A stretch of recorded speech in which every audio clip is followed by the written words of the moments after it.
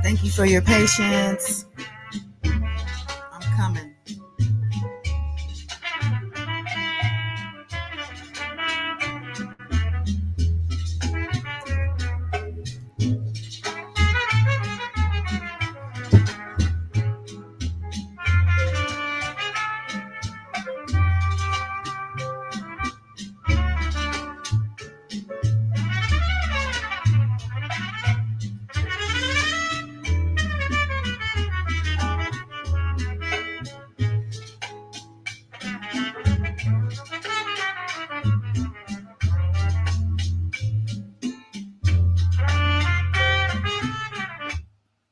Let me change the vibe up a little bit.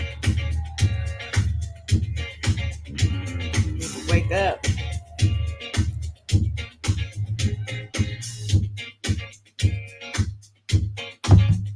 Yeah.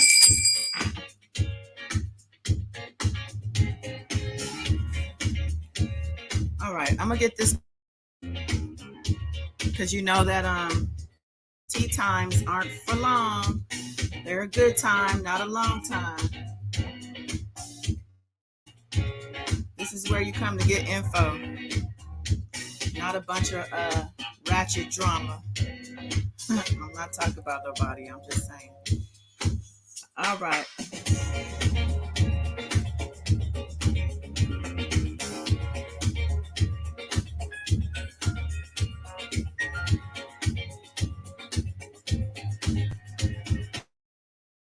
God is dawn. Like and subscribe. Comment some night. Loving this light. Here's God is dawn. God is dawn. God is dawn.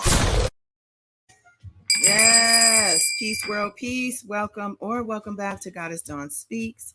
I am Goddess Dawn here live from the West Coast. Yep, on this beautiful Tuesday afternoon. I hope and pray for your wellness, mind, body, and spirit. It's all love and light over here. But at the same time, don't start none, won't be none, baby. Yeah.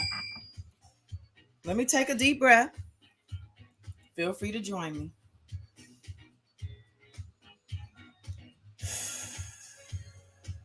Yeah. You got to get it together. Miss Della. Ashanti Dawson, welcome. All right, so just had to make sure I was activated, you know. Okay, so today's Tea Talk starts with R. Kelly. Put the visual up. Oh man, I didn't save it. Okay, hold on. Hold on.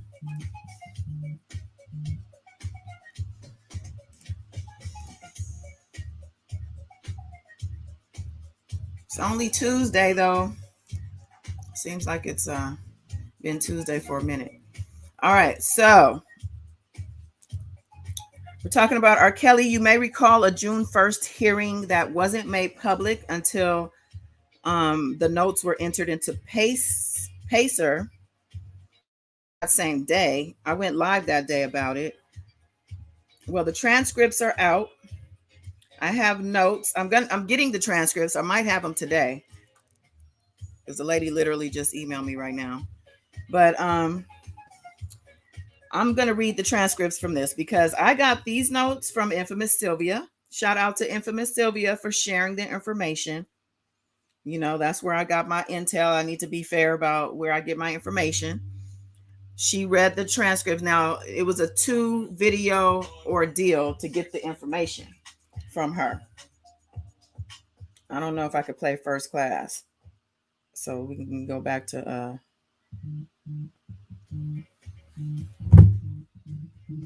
whoever's calling me from a blocked number, go to hell.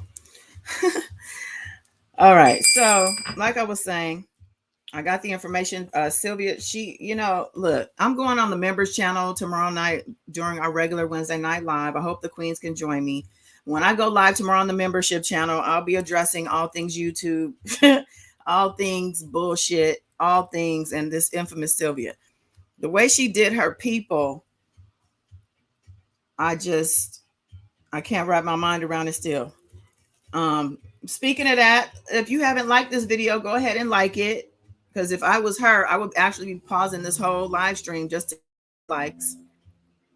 I mean, she even cut off the live stream without giving full information because people didn't give her the few likes that she was missing. That type of mentality, I just don't understand. Okay, I guess people who invest so much in YouTube, obviously, I haven't invested a lot in the meaning. When I say invest, I mean, with equipment. I have equipment. Actually, my son, I got some equipment coming. He's like insisting. But anyway, with that being said, I'm just here to share information, to kiki a little bit, and going about my business. So I guess if my whole life was on the line when it comes to YouTube, maybe I would be feeling a little different. I don't think I would. But with that being said, I'm going to just, again, give her props for giving out the information. When I get the transcripts, I'm going to read the transcripts in full. Yeah. But let me just give you what I got. Let me come over to the chat, though, real quick. Shody, hello. Stasia, the artist. Hi, love. Hi, Aisha. I think I said hi to you. I'm not sure, but welcome. And again, so I'm talking about R. Kelly update on this is the federal Illinois court hearing that happened on June 1st. It was, I call it a secret hearing because they didn't announce the hearing until after the fact. So how does it help anybody who wants to call in if we don't know until after it happened? Anyway, the transcripts are out. Sylvia got her hands on them first. I saw that they did put the transcripts out a couple days ago or yesterday, I think. But I don't know. I was like, but when she started reading them, I was like, I got to get those transcripts because there was some stuff that was said. They were getting excited over things that I didn't think they should get excited about. But you guys tell me what you think. So let's see what got addressed. The government. Okay, let me look at my notes here. So it looks like the government has 2 weeks to respond to the request for the leak info. The prison official who leaked the information, and Bongine is requesting, or R. Kelly is requesting the discovery from that, and the government has requested some time to respond to that in writing. The judge asked, "You want to respond to this in writing?" Because I think he likes to hash things out in court face to face, as opposed to reading motions and responding in letter form. He likes to talk it out. But the government wants to wants to handle it in writing. So that's tabled for now. We also have McDavid, his co-defendant, Daryl McDavid, who was his business partner in a lot of those years that this stuff was going down with him. McDaniels he disputed the severing that Bonjean has asked for. She wants to sever him as a defendant and separate him and R. Kelly. The attorney explained that he didn't want to go tit for tat and have people, I guess, getting thrown under the bus. And what that really says to me is that he doesn't want Bonjean to throw bombs at his client, because she will. She's going to bury his ass. And he's trying to R. Kelly and be on the same side as the table as him, or being at the same table as him, because maybe he feels safer that way. But the other thing that was addressed was the proposed conflict of interest with one of McDavid's attorneys, because he worked at Jensen's law firm, and Jensen is R. Kelly's attorney when he had the 2008 trial.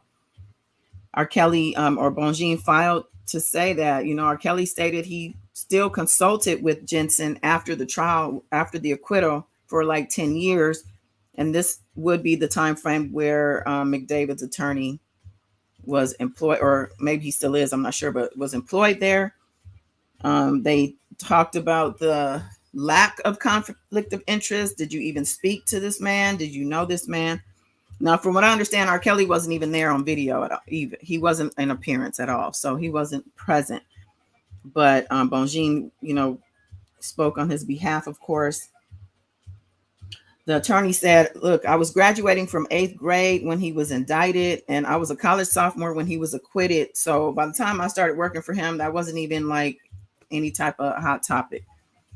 It was argued on her channel that people, he was an intern starting out, and people who intern typically go read cases and, just to be nosy and get the tea.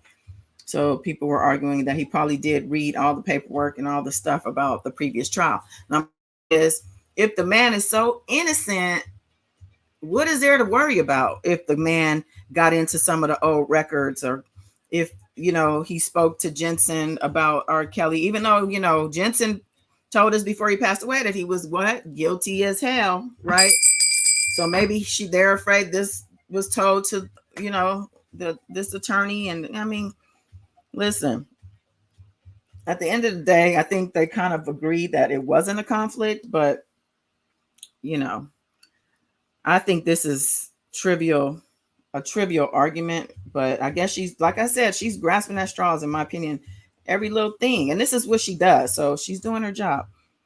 The other thing this is what they got excited about. And this is what I didn't understand why they were excited. She had this big bomb that supposedly was dropped. Oh, this big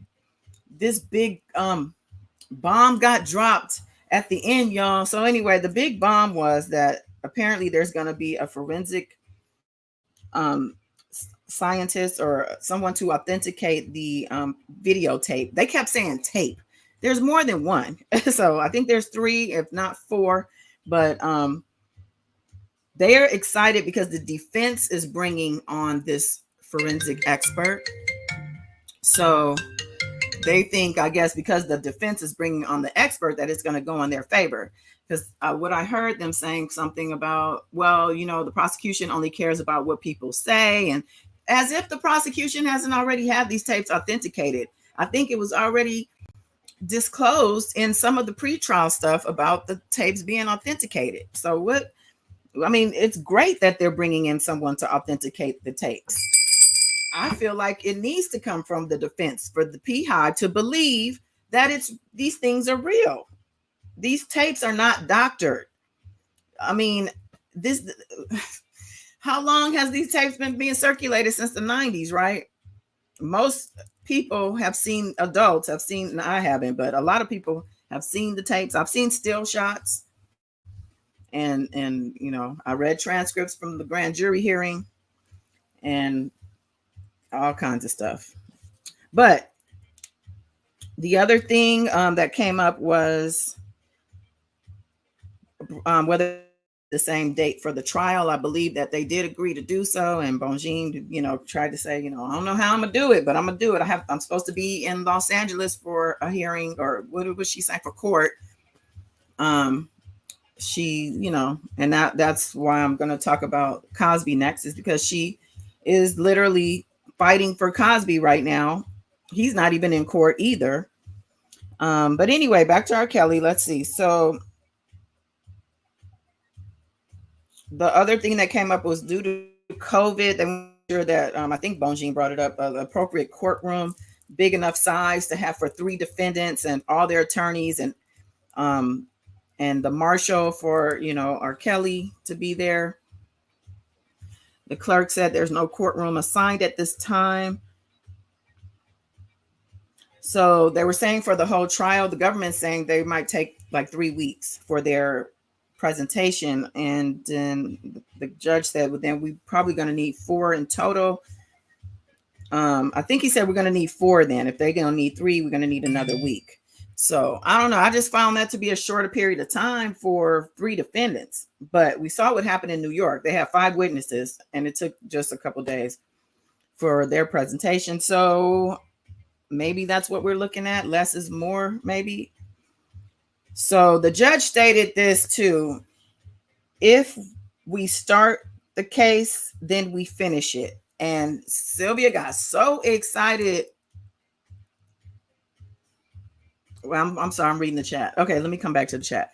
They got so excited about hearing that quote. The judge said, if we start the case. Did you hear him? If we start the case. I guess in their, first of all, it's a trial, not a case. The case is already in. The case is the case. It's an active case. And he probably was, what he said, if he's saying, if we start the trial, we're going to finish it, or the case, we finish it. What that says to me is he's just saying, we're going to finish this. You know what I'm saying? Because we started it. It started, we're going to finish it. Not to say we might not have it. Like, it seems to me they're still, how do I say this? They're still hoping that the Chicago trial is not going to happen. And this might be why they hardly ever talk about it. Lasting impressions and Miss Moneypenny. No. Yay. What up, girl? So yeah, they still they don't want to talk about Chicago, maybe because they hope it doesn't happen. Because that excitement that I saw, or I heard, excuse me, about the fact that the judge said, if we start the case, then we finish it. That's false excitement. What you excited about? And you're excited about the forensic person that's going to authenticate the videotapes. What are you excited about? Why are you excited? I don't get it. G. Washington, hello. Karen J, hello. Happy Tuesday. Yeah. Happy Tuesday. So anyway, look, what else do I have? Let me make sure I have everything from Sylvia. Because, child, it's hard to listen to. It's hard to listen. It's hard. And then, I don't know. I guess because they have a different, perspective on everything. It's just, but it's not just that. It's just really logistically, like, girl, enunciate.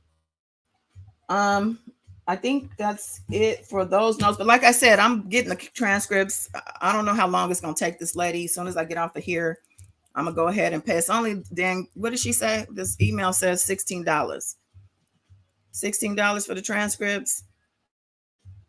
Yeah. So $16 and some change. So I'm going to get the transcripts after. I think she just emails them. So I'll have those. I have the transcript for tomorrow night's live. Make sure you become a member if you're not one, because that's where the live's going to be. Now on to Cosby. Now his trial resumed yesterday. The updates, of course, come in like the end of the day. So I have yesterday's update, Monday, and just a little bit, because this more so is about Bonjean more so than Cosby to me, and just about the way she operates. And we're looking at her because she's about to be showing off her skills in Illinois.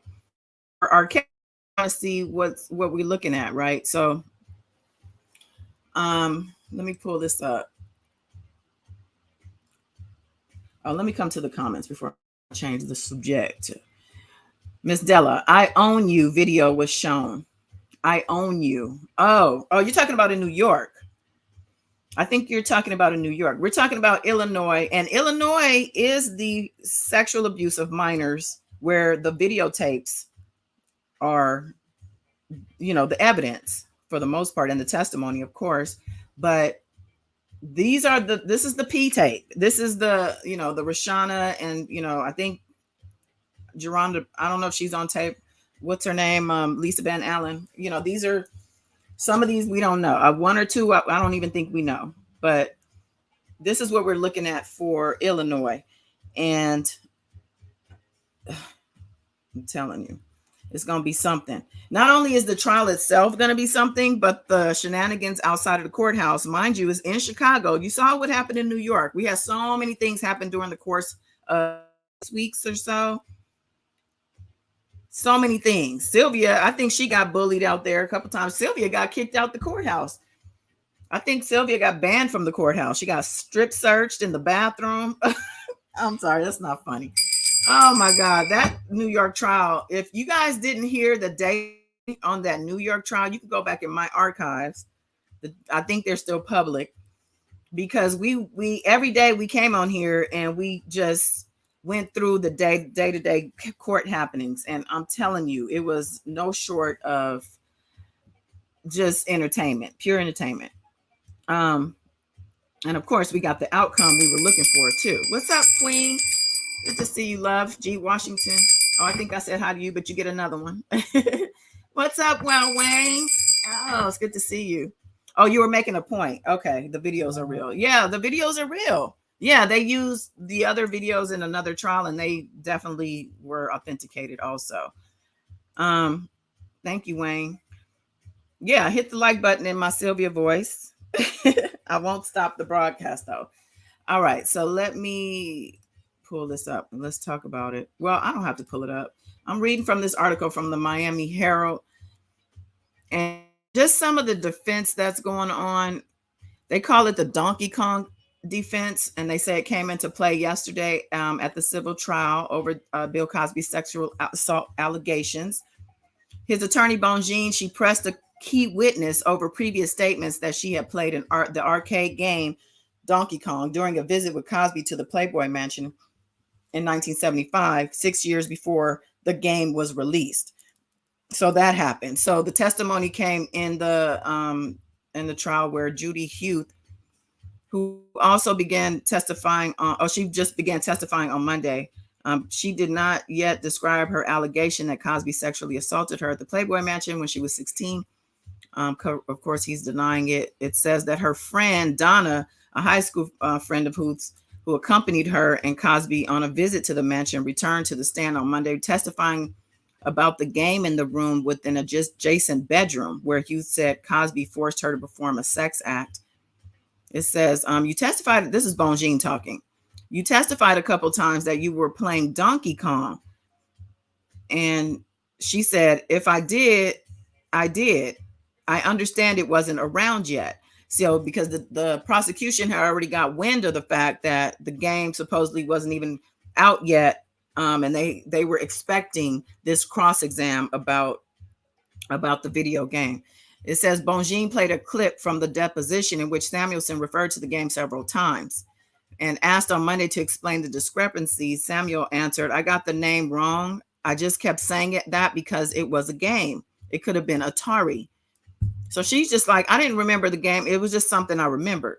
Now, Bonjean has a reason for bringing this up into light is and say that she's lying, but she claims that she was playing the game when Cosby came up behind her and put his hands on her shoulders before she took them off. Bonjean showed Samuelson and the jury a photo of the game room taken in 2016 where a Donkey Kong game could be seen and asked whether similar photos taken years after 1975 could have affected her memory and testimony. Samuelson replied that she hadn't seen such an image until the 2016 photo was shown to her in court last week. So basically, Bonjean's saying that these pictures have been out and circulating for decades, and you probably got together with your with people and you saw this game. So this is why you kept saying the game. It says that, you know, that Hughes, the prosecution, Nathan Goldberg, sought to head off the issue, telling jurors they were going to be hearing the Donkey Kong defense. He already had getting them prepared for this, which I guess is the smart thing to do. So she got the name wrong. Goldberg said, so what? Like, big deal. Bongine embraced the term in her opening, saying Hughes' similar prior statements about Samuelson playing the game and photos showing it in the room later were evidence that the two women were coordinating a false story. And see, this is what she's going to probably do with the victims in the R. Kelly case too. Oh, they all got together. They all coordinated their stories. I wonder if you can put a pattern of behavior together for Bongine and the defense she puts up with all of her predators that she defends, including Keith Raniere, because she's handling his appeal stuff too. And of course, Bill Cosby's previous case. And just look at how they probably ring the same tone and even probably the same, she probably uses the same arguments. It's the same thing. She's just swapping out the names. Like, I mean, how creative can you be when you have these predators out here with evidence and testimony pointing to them and decades of past behavior noted in legal documents and everything else? Yet, what are you gonna say? It's only so much you could say. So let's see. Hugh, 64, briefly took the stand late yesterday, Monday, recalling the spring day that in 1975 when she and Samuelson took her brother's dog to play frisbee at Lacey Park in San Marino, California. That's somewhere they frequented. She said they noticed a production that was happening there that would turn out to be a shoot for the film Let's Do It Again. They saw stars Sidney Poitier, Jimmy Walker, and Cosby, Hughes said. She remembered whispering, "That's Bill Cosby," to Samuelson, and Cosby playfully mimicking her whisper and pretending to be holding a leash of his own. Oh, gosh. She testified that after chatting for a while, Cosby invited them to watch him play tennis at a Los Angeles club the following Saturday. These are teenagers, by the way, like 14, 15, did she say? 15, 16? But he's inviting them and playing with them. Okay. Hughes said they were excited because kids and he was a celebrity. It was out of the norm. That was for sure. The girls met Cosby at the club where they briefly watched him play tennis and then went to the local house where he was staying. And I guess this is where the question comes up of where are the parents? Because they're just freely out here in LA dealing with celebrities at these young age. This is not okay. There, Cosby suggested they play a game of pool and suggested the stakes.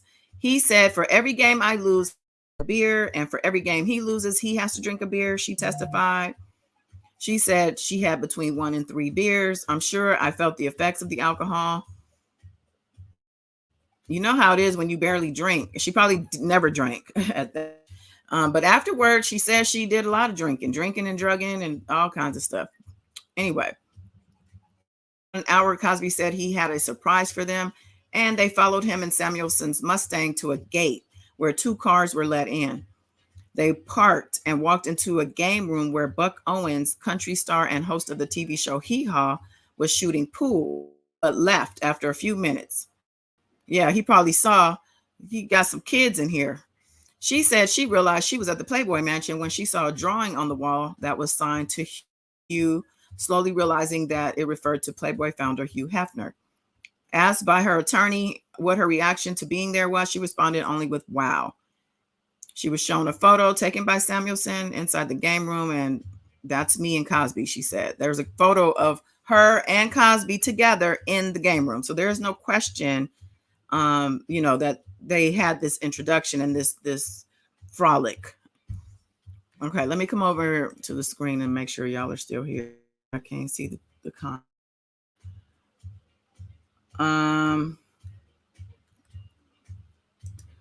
Hi, Candy Johnson. Welcome. Her and Hollywood Next was being disrespectful to Faith's dad, calling her the B word as you talking about the New York trial, I'm thinking, because that did happen. Um, yep, sure did. Sure did. Yeah, that happened. So imagine how Chicago's gonna be, because Chicago's gonna be insane. Um, there's a little more detail here, and it's a little. Let me see. Not too much. It says they showed the picture to the juror several times. Cosby's attorneys acknowledged that he took the girls to the mansion, but denies any sexual assault. So he then admits, yeah, I took these teenagers to the Playboy Mansion. But that doesn't raise a red flag at all to Bongine, I guess. They have described Hughes' lawsuit as a scheme to cash in on the photos that were taken that day. Yeah, there it is. The gold digging of defense. And yeah, I think that's it for there. But there were some other details I saw that were kind of gross. Somebody was on their period. I don't know. Maybe that part of it, but anyway, that was what was noted from yesterday.